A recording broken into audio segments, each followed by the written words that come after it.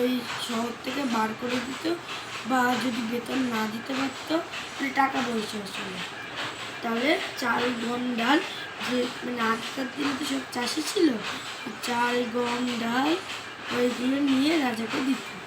ঠিক আছে, তারপরে ওরকম করে করে ওই রাজার ওপরে সবাই রাগ হয়ে গেল যে এরকম তো দেওয়া যাবে না। দিয়ে সবাই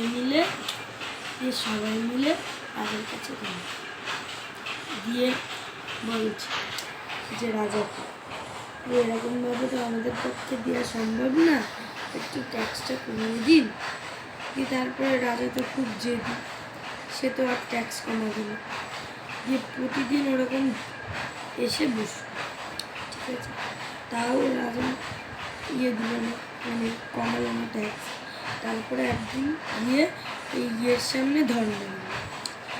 সে যে যে ওই যে পাহারাদার থাকে মানে সিপাহী, ও গিয়ে বললে এখানে আপনারা বসে আছেন, রাজাকে ডাকবো।